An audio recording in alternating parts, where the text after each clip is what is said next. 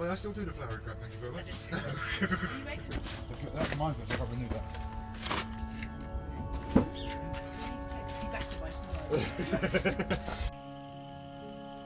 Yeah, go, thank you. I did. It saves me getting dusty up there.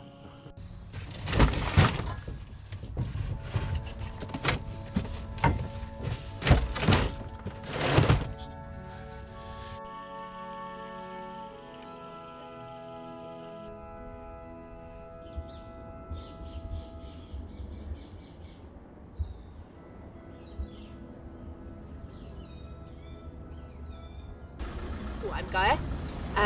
I am a former tree surgeon and now a florist. And this project, the DRIFTSTAR, is something that Adam and I are working on together. My name's Adam Parker. I am a sculptor, stroke artist. We're basically just hopefully getting a bit of footage inside the workshop. We are building one of a bespoke driftwood star called DRIFTSTAR. We called it, nicknamed it. Yeah. So it's going to be probably about 12 by 18 foot high, I think, in the end. Yeah, so it's taken quite a labour of love, actually.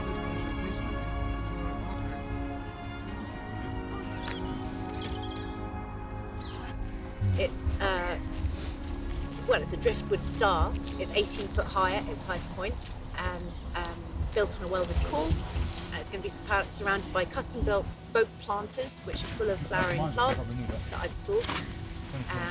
And it's set into a kind of Milky Way star field, which is planted with Arctic pearlwort and flowering bulbs. You saw the last time I packed a van. I sent you that picture. Where Yeah, I know. It was just, I was like, wow.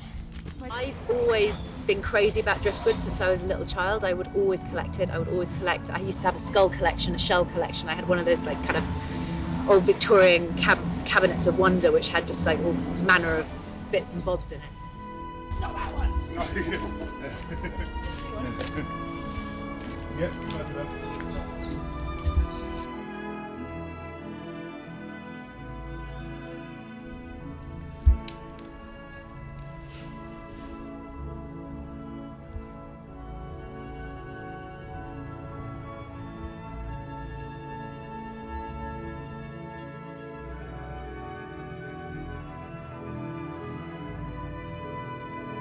Welcome to the world of Wood and Zone.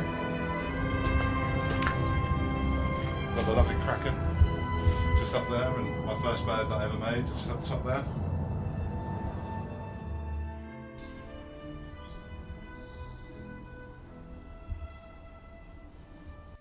Sometimes I literally have a dream about driftwood, and then it comes in my dream. I wake up in the morning and I end up making it. It's really weird. It's really weird.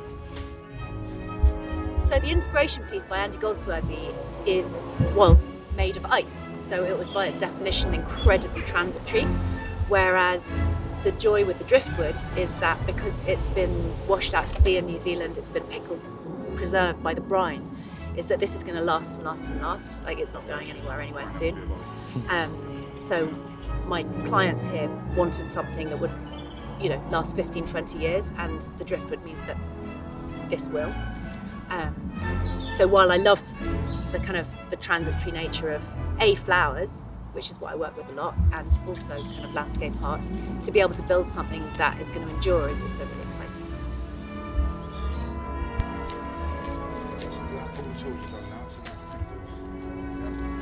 We've got the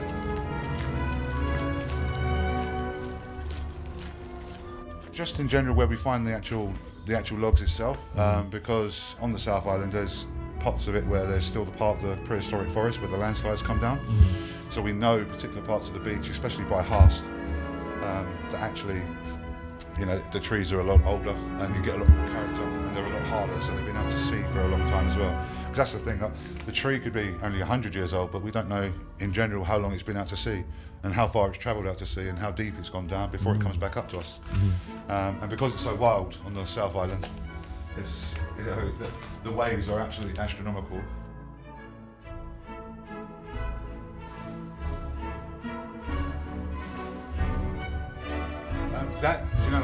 We've had that since the beginning of the company. Because we could have sold it so many times as a table, or someone could, we could have many production companies wanted to buy it, but we just won't let it go. This is one of the first pieces that we thought, we're keeping it up there, so it's never going to come down. As long as this business runs, it's staying up there. It's a memory of Nigel as well for me, so it keeps me going. No, this is going nowhere.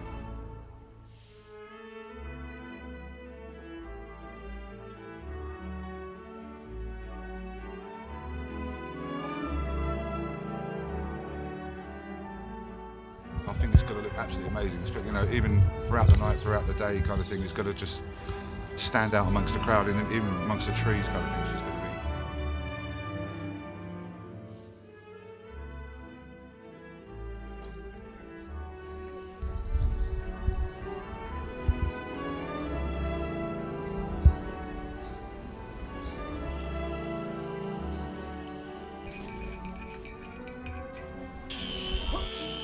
Waterland as well. It's kind of a marshland area and it's very wild. Yeah. What we're planting a sea. Yeah, And then we're basically. bouncing the star into the sea. Yeah. And then the boats are going to circle around. Yeah. And the star's almost going to look like it's floating. That's sort of the idea. We want to make it look like it's not Oh, that looked heavy. touching the ground, but, you know, just around it, kind of thing. And balancing, especially over the what they called again, the Irish, The Arctic pearl work. the Arctic pearl works. There you go.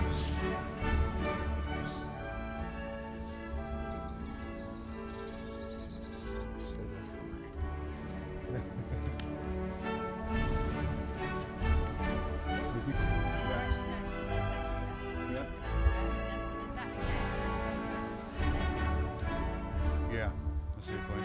I mean, it is going to go down a foot as well. But So driftwood is any wood that has been cured by water, pretty much. About there. So you do get it inland.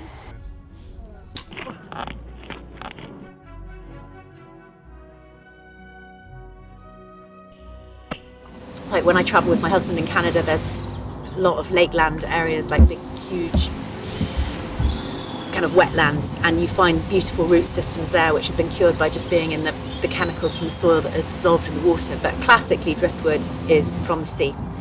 And this driftwood, well, this particular driftwood comes from Thailand, it's mangrove roots. But most of the stuff that we work with is from New Zealand.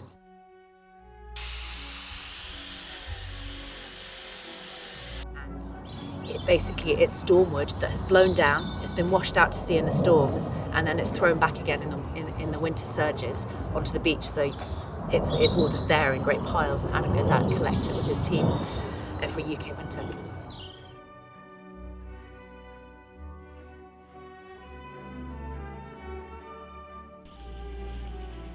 I trained initially as a tree surgeon and did tree work and landscape in Edinburgh for a long time, and then moved back to London, ended up working in film, escaped from that, and retrained as a florist.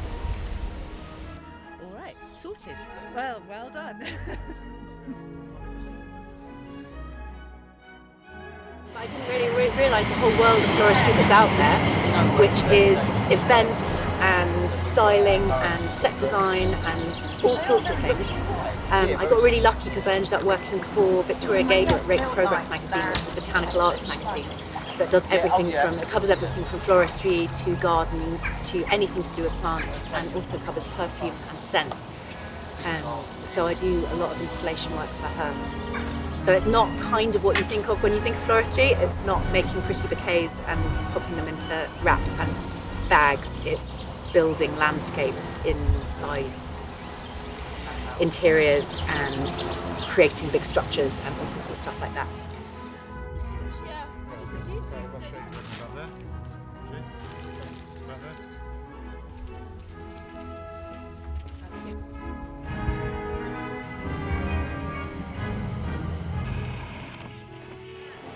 Well, it's always something that I've loved, and then my dad asked me to build him a nature pond last summer, and I had no idea where to start, so I thought, how could I make it look beautiful? And I looked up driftwood suppliers and found Wooden Zone, which is just outside of London. So I went out to check that out and met Adam, and he had made a lot of ponds in the past, so we did that project together and just got on really, really well, and decided that we'd like to kind of put our skill sets together. So he works on this like enormous scale, which is something that I've always wanted to do. And the kind of the crossover between my flowers and his sculpture.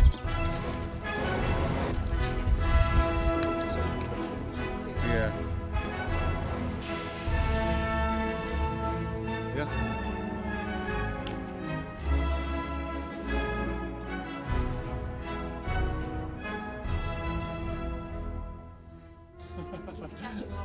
Yeah, I know, right? But I mean, it's so huge, I don't think you can catch such a thing. That was really big, wasn't it?